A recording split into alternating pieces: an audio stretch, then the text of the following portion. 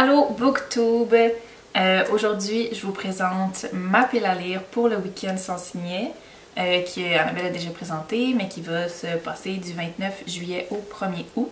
Le défi est organisé par Anne Literarum et sa vidéo et aussi la vidéo de Annabelle vont être dans la description, alors n'oubliez pas d'aller les voir si c'est pas déjà fait.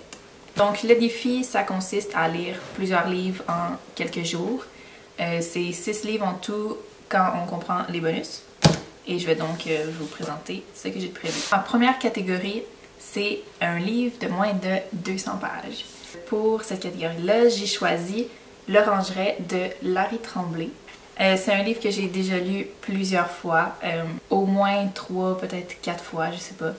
Je l'ai souvent lu, ça se lit super bien, c'est excellent, je le conseille à tout le monde.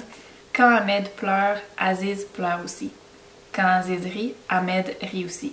Ses frères jumeaux auraient pu vivre paisiblement à l'ombre des orangers. Mais un obus traverse le ciel, tuant leurs grands-parents. La guerre s'empare de leur enfance et sépare leur destin. Des hommes viennent réclamer vengeance pour le sang versé. Ahmed, à moins que ce ne soit Aziz, devra consentir au plus grand des sacrifices. Et tous paieront le tribut des martyrs, les morts comme ceux qui restent. Laissant au lecteur le soin de départager les âmes pures des fourbes, les fanatiques des héros, ce texte, désormais un incontournable de nos lettres, à la fois actuel et hors du temps, possède la force brute des grandes tragédies et le lyrisme des légendes du désert.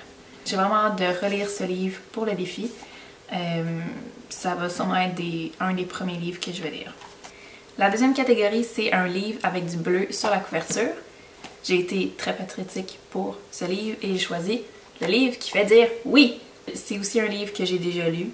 J'aime relire les livres, alors c'est 2 sur 6 livres que j'ai déjà lus dans ma pile à lire.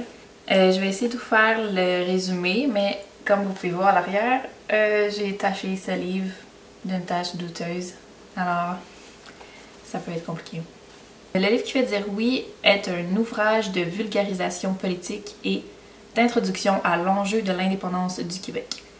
Il vise à exposer les effets qu'aura l'autodétermination sur différents aspects de notre vie collective et à mettre en lumière ce que nous pourrons y gagner, ce que pourront y gagner femmes, premiers peuples anglo-québécois et néo-québécois.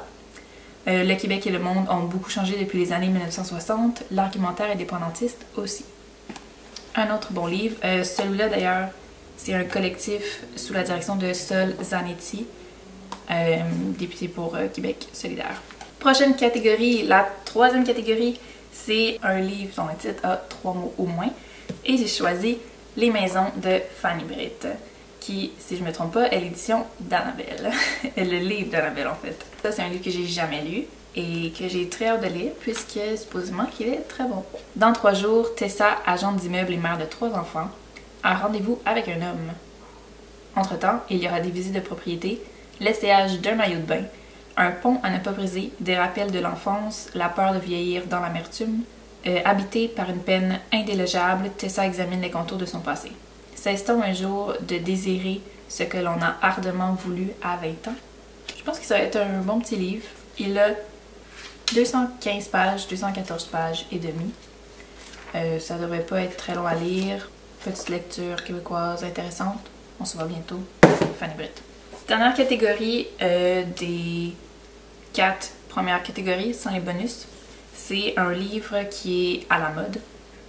Et avec l'avis d'Annabelle, j'ai choisi Bridgerton 1, le livre de Daphné, écrit par Julia Quinn. Je vous montre ici. Très joli livre. Très joli. J'ai regardé déjà la série de la saison 1 dans le fond sur Netflix, j'ai bien aimé ça, donc je me suis dit pourquoi pas lire ce livre-là. Puis ça marche assez bien dans la catégorie, puis en plus ça va nous faire un livre en commun un peu, même si elle est au livre quoi, 7. Renié par son père en raison de son bégaiement, Simon a eu une enfance solitaire. Après de brillantes études, il a bourlingué sur tous les continents jusqu'à la mort du duc. Et c'est désormais porteur d'un titre prestigieux qu'il entre en Angleterre. Aussitôt, il est assailli par une horde de mères prêtes à tout pour marier leur fille. Mais elle ne s'intéresse pas aux débutantes, sauf peut-être à Daphné Bridgerton. comme Simon, elle voudrait juste qu'on la laisse en paix. Une idée machiavélique germe alors dans l'esprit des deux jeunes gens. Bien intéressant, très hâte de lire. C'est aussi l'édition en français, donc ça va être assez facile à lire. Peut-être plus long, je vais me le garder pour une fin de semaine que j'ai une journée complète. Les 2 prochains livres, c'est les livres de la catégorie bonus. Qu'on va donc lire seulement si on a le temps de finir les 4 premiers. Mais le but, c'est vraiment de lire les 6. Là. On veut faire un défi complet et réussir nos objectifs. La première catégorie, c'est un livre choisi par quelqu'un d'autre. J'ai donc laissé Annabelle choisir un de ses livres dans sa bibliothèque et elle a choisi En route vers Nowhere de Sophie Lorrain, qui est un autre livre québécois. Donc j'ai quand même beaucoup de livres québécois dans ma pile à lire, ce qui est quand même très cool. Ça, j'ai jamais lu ce livre. Annabelle m'a parlé un peu du résumé, mais c'est tout ce que j'en sais. Été 1996, Sarah et Sébastien, 10 ans, se rencontrent à la cantine du camping où ils passent leurs vacances. Une slotch lime framboise bleue et un gel de cerveau plus tard, une amitié naît. Plusieurs années après, en 4e secondaire, ils se retrouvent par hasard à la même école et renouent avec leur complicité d'enfance. Été 2007, Sarah et Sébastien partent pour un road trip au volant de Lucette, une voiture délabrée qui ferait le bonheur d'un ferrailleur.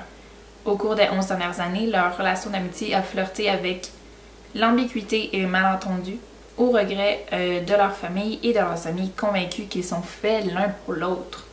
En quête d'aventure, les 2 jeunes adultes ignorent encore que bien des surprises les attendent au détour du chemin. En route vers Nowhere est un roman d'amitié, nourri aux poutines de casse-croûte et arrosé de café imbuvable des stations-service. Une épopée romantique malgré les odeurs de bière tablette et de corps qui transpirent sous la canicule d'été.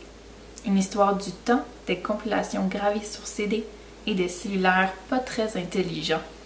Ça m'a l'air très bon, juste lire le derrière, j'ai vraiment très envie de le lire. Dernier livre sur la pile à lire, c'est la catégorie bonus numéro 2, un livre à lire d'un seul coup. Mon choix pour cette catégorie est Rue de Kim Thuy. Je l'ai jamais lu non plus, ça fait vraiment longtemps que je l'ai acheté, qui est dans ma bibliothèque, puis je sais pas pourquoi je l'ai pas encore lu, parce qu'il a l'air vraiment facile et rapide à lire, là. Je sais pas pourquoi je l'ai pas lu avant, mais c'est le moment de le lire. Le paradis et l'enfer s'étaient enlacés dans le ventre de notre bateau. Le paradis promettait un tournant dans notre vie, un nouvel avenir, une nouvelle histoire. L'enfer, lui, étalait nos peurs. Peur des pirates, peur de mourir de faim, peur de s'intoxiquer avec les biscottes imbibées d'huile à moteur, peur de manquer d'eau, peur de ne plus pouvoir se remettre debout, peur de devoir uriner dans ce pot rouge qui se passait d'une main à l'autre, peur que cette tête d'enfant galeuse ne soit contagieuse, peur de ne plus jamais fouler la terre ferme, peur de ne plus revoir le visage de ses parents assis quelque part dans la pénombre au milieu de ces 200 personnes. Rue à le récit d'une réfugiée vietnamienne, une boat people dont les souvenirs deviennent prétexte tantôt à l'amusement, tantôt au recueillement, oscillant entre le tragique et le comique, entre Ségon et Granby, entre le prosaïque et le spirituel, entre les fausses morts et la vraie vie. Wow, je comprends pourquoi j'ai acheté ce livre, j'ai vraiment envie de le lire, ça a l'air trop joli. Donc c'était le dernier livre de ma pile à lire. C'est ce très bon livre. Je suis vraiment contente de ne pas avoir un livre Nowhere comme celui d'Annabelle qui va être trop étrange. Je pense que ça va être une super belle fin de semaine de lecture. Puis on se revoit la semaine prochaine pour le vlog sur ce week-end sans signer. Alors portez-vous bien, lisez beaucoup et à bientôt!